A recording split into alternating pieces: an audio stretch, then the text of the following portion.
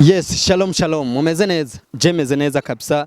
Imbere nyuma ndumva nguwe neza. Ku mazina yiwanje ni Pastor Nahimana. Shako nitwe Timote cyangwa Israel hanga ry'Imana. This is World Vision TV, TV online. Dushimira cyane kuri mwe mwamaze kwa mukora sabone cyangwa subscribe. Ndumva ko nguwe neza kabisa imbere n'inyuma. Nishima cyane no gusubira kugaruka kuri mu bikorwa vya World Vision TV inyuma y'igihe kinini. Je nahora kwishure by the way. Ariko ico dukora ni giki, we start after start. Iyo duhejeje kwiga n'ubundi teza kwiga. It's a long time kabisa mutambona, ariko isn't me, ntabwo yari jewe tu kugenda umuntu akiyubaka kuba yo kwibaka skills ziwe niki. Ariko by the way, I'm back again and I'm back again and I'm back again. Kwinchuro tuje turi serious. Thank you for someone who can do now a subscribe. Ndabishimira cyane. Uwambe noshimira je vraiment mvuye gusenga ibintu bimeze neza, ariko ndavuze ati sinogenda ntaciye kuri screen za cankwe kuri micro za World Vision TV inyuma yo kuba ngaruka muri uyu mwanya. Vyukuri nkishimira cyane bino bikorwa byanyu, dushimira cyane umwe mu bantije imodoka kugira nje gusenga. Thank you Mr. Swaga wherever you are. Banze ndarazimye igitoro ciwe mw'iyi minsi igitoro ni hatari. Banzimye n'imodoka by the way. Tunamushimira cyane, nazindutse kabisa déplacement ngora, ariko ndavuga ati reka ndamwikore ko ashobore kuba ntiza déplacement mwari no bihe by'ibitoro. Urabona ko ntabwo biba byorosha, ariko tunamushimire cyane.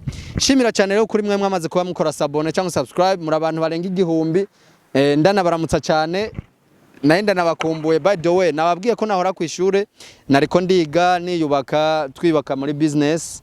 It's a long time kabisa, ariko ndana wasana imbabazi. This time I'm back again, ndagarutse kandi je fais le retour vraiment. Ndishimye kabisa. Ku mazina yiwanje mwamaze kuyumva. Iyi ni World Vision TV, wewe uri kurankurikirana. Ndagusavye kugira uzobe mu wa mbere wo kumenamwe ikiziba cy'umunezero. Mbanze ndamenemwe ikiziba cy'umunezero, kora sabone cyangwa subscribe ubu injenje kabisa, injenje ku biganiro bishasha, kuri vibe shasha. Atugiye kuba tubana mu biganiro vya entertainment, industry y'umuziki. Hari ibiganiro twabateguriye, tukinjira cyane mu bintu vyo kwiga, yaba abantu baba bashaka kwiga ubuhinga bwa none canke kwiga guteka canke gukora ibintu nk'ibi nibi, imigambi y'igihugu, abantu bariko yiteza imbere. Ivyo byose twabategura ibiganiro vyabo. Abantu bakunda isi aho igera canke ahigeze mukazoza murabikurikirana. By the way, hajemo n'indi ntuzeyi kubatabizi, World Vision TV ihurike muco bitwa company yitwa muri World Vision Company. World Vision Company harimo ibintu vya photography na videography. Right now harimo TV online. Ubu tugiye kwa dushiramwo tugiye kwa dushiramwo World Vision Store soon as possible. Bientôt turaza tubabwira ati izoba yubatse gute. Tunashimira abatekinisiye bariko barayubaka. By the way, bariko barayubaka na jewe ndimwo, aho ushobora kuzoza uragura canke kugurisha ikintu muvugana n'umukiriya uko biba bimeze kose, canke line up yose iba iteguye.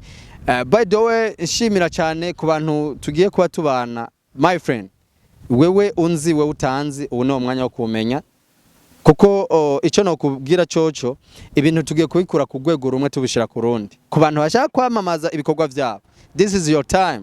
Akaniko kanya keza.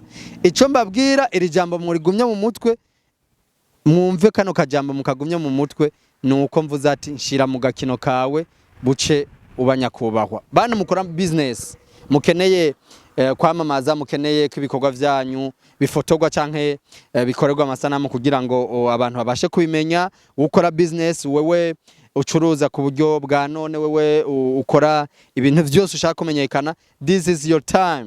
Na jewe kuri business sanzwe nkora, nanje urumva ko soba ndiko ndapromotinga. Shimira rero kuri mwe mwakoze sabone na mwebwe mugiye kuba muyikora.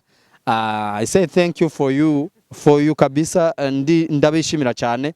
Ariko kimwe cyonyene ntobibutsa nuko igihe nari maze ntaboneka si kubganje, ariko ni kubw'ibikorwa bimwe byo kuyubaka mu mutwe, byo kuba umuntu yubaka physically, yo kuba yubaka skills, mental, mindset n'ibindi. Ariko vyose ndabishimira Imana, ndabishimira umukama yuko ngarutse kandi behind camera hari Mr Eve ndanamushimira cyane hariho n'uwundi mutari ko murabona cyane kwera ibikorwa by'ishure nyene ndanamuramutsa PRF where are you aho uri hose ndahazi I'm so happy for you uri mu bikorwa bya stage nawe ndakeneye kugaruka mu gakino Live Cardinal uri muri stage bose n'abantu twatubana mu byiza byinshi ndamutsa na Mr Arvin Design tugiye nawe kuba tubana muri program za Wide Vision TV abantu mwese ndanabashimira cyane kabisa muri imfura kabisa muri abantu banje mwese abantu bose bakora ubufasha mu byo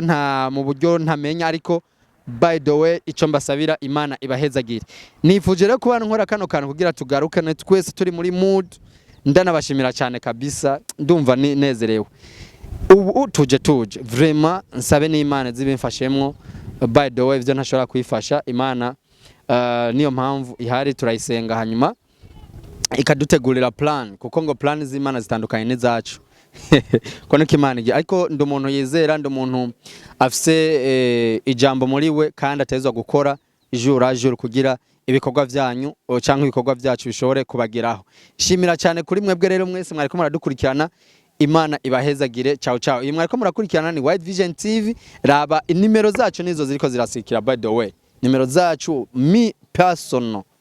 moi personnellement izo nimero ziriko zirasirikira ngaho hanze nizo ziwanje ya WhatsApp ni +257 bien sûr ko ni ndundi 71 iyo ni ya WhatsApp na appel zose zirakora ni limiter 69 643 69 643 182 cyangwa 71 145 629 aho se murashobora kuba mudutora moi personnellement izo nizo nimero ushobora kuba uwo dutorako ibindi byose tugiye kuba tubiganira kora follow ku ma pages yacu ya Instagram canke FB canke Facebook wandika Wide Vision TV ugahita ubona ibikorwa byacu canke ugahita ukora follow kugira uzobe uraba uwa mbere kuzoza arabona ka notification kuko yo izokora 24 hours 24/24 umva yoyo ama actualité tuzoza turayabona bida sigura ko no kuri TV online mutazoza murayibona